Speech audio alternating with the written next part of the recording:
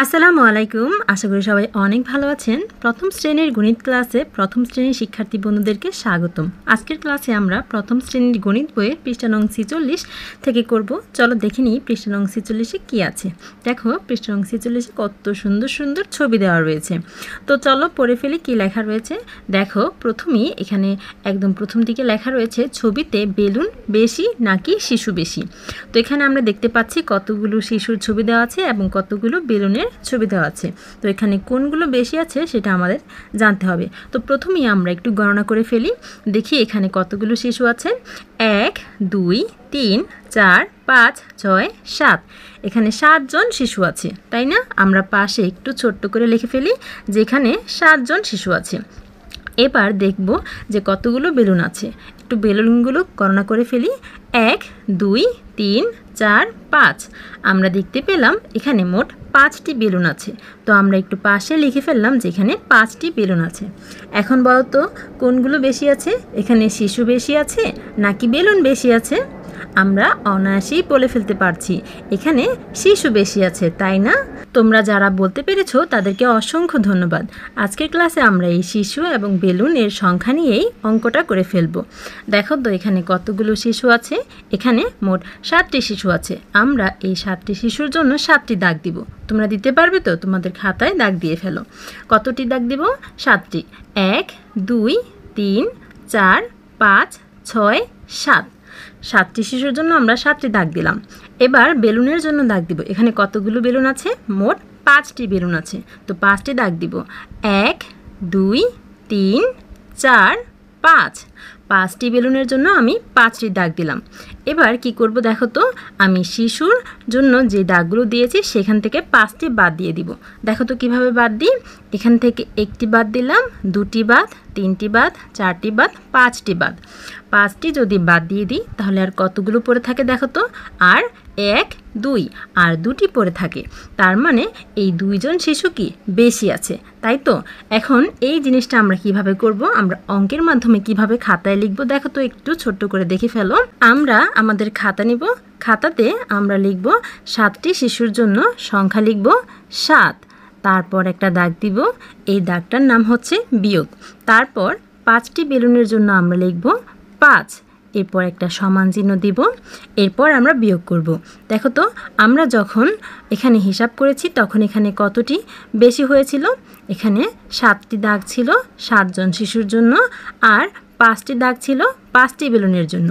তখন আমরা 7টি দাগ থেকে 5টি দাগ বাদ দিয়েছি, তার মানে বিয়োগ করেছি। এখান থেকে শিখে রাখো, বাদ মানে বিয়োগ। বিয়োগ বলে আমরা বাদ দিয়ে দিব। তো বাদ দেওয়ার পর আমাদের কতটি অবশিষ্ট ছিল? 1 2। Very good. আমাদের 2টি অবশিষ্ট ছিল।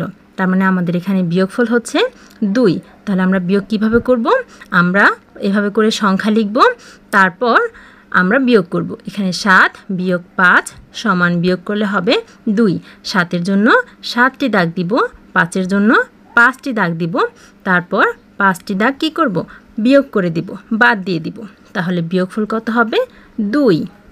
আমরা এই পর্যন্ত শিখলাম। এরপর দেখব আমাদের বইয়ে আর কি কি লেখা আছে। আমরা একটু পরে যাই। দেখো এখানে রাফি কি বলছে। এখানে রাফি বলছে শিশু এবং বেলুনগুলো লাইনে সাজাই এবং মিল করি। তার মানে উপরে যে শিশু এবং বেলুনের ছবি আছে, এখানে রাফি শিশু এবং বেলুনকে একসাথে কি করবে? লাইনে সাজাবে। ঠিক আছে, দেখো এক লাইনে শিশুগুলোকে সাজিয়েছে, আরও একটা লাইনে বেলুনগুলোকে সাজিয়েছে। এবার এদেরকে মিল করার কথা বলা হয়েছে। তাহলে কিভাবে মিল করব? দেখো এই যে একটি শিশুর জন্য একটি বেলুন, এইভাবে করে মিল করব। আবার একটি শিশুর জন্য আরও একটি বেলুন, আবার একটি শিশুর জন্য আরও একটি বেলুন, আবার একটি শিশুর জন্য আরও একটি বেলুন। এইভাবে আমরা এই পর্যন্ত মিল করতে পারলাম। মিল করার পর আর কতগুলো অবশিষ্ট রয়ে গেল?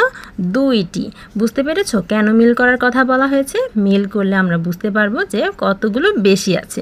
ঠিক আছে, এরপর দেখো আর কি আছে। দেখো এখানে ব্লক দেওয়া রয়েছে। মানুষের জন্য বা শিশুর জন্য ব্লক দেওয়া রয়েছে। দেখো 1 2 3 4 5 6 7। এখানে 7টি ব্লক দেওয়া রয়েছে, আর নিচে বেলুনের জন্য ব্লক দেওয়া রয়েছে 1 2 3 4 5। 5টি ব্লক দেওয়া রয়েছে। যদি আমরা ব্লকগুলোকেও মিল করি তাহলে এই যে একটি ব্লকের জন্য একটি ব্লক, আরও একটি ব্লকের জন্য আরও একটি ব্লক, আরও একটি ব্লকের জন্য আরও একটি ব্লক, আরও একটি ব্লকের জন্য আরও একটি ব্লক, এর পরেরটির জন্য এভাবে ব্লকগুলো মিল করলে আমাদের কাছে আর 2টি ব্লক অবশিষ্ট থাকে। তার মানে এই 2টি ব্লক হচ্ছে বেশি। ঠিক আছে, এবার এই জিনিসটা আমরা একটু আগে লেখা শিখে এসেছি, সেটাই এখানে লিখেছে, খেয়াল করো। এখানে বলেছে আমরা লিখব, কিভাবে লিখব, 7 - 5 সমান কত হবে, 2 হবে। আর এটাকে আমরা কিভাবে পড়ব, আমরা পড়ব 7 - 5 সমান 2। ঠিক আছে, তো এই বিয়োগটা আমরা কিভাবে করব আমরা একটু আগে শিখেছি, আমরা আরও একবার চর্চা করব। ঠিক আছে, তো আমরা কি করব, আমরা 7-এর জন্য 7টি দাগ দিব, এভাবে করে 1 2 3 4 5 6 7, এভাবে 7টি দাগ দিব। এরপর আমাদের কাছে আর কতটি আছে, আমাদের কাছে আরও আছে 5টি। 7-এর পর 7 থেকে বিয়োগ করতে হবে 5। ঠিক আছে, তো এই 5কে কী করব, আমরা 5টি দাগ বাদ দিয়ে দিব। ঠিক আছে, 5 বিয়োগ করব, তার মানে হচ্ছে 5 বাদ দিয়ে দিব। তো এখানে এই যে 7টি দাগ দিয়েছি, এখান থেকে আমরা আরও 5টি দাগ বাদ দিয়ে দিব। তো এভাবে বাদ দিই, প্রথমে 1টি বাদ দিলাম, তারপর 2টি বাদ দিলাম, 3টি বাদ দিলাম, 4টি বাদ দিলাম, 5টি বাদ দিলাম।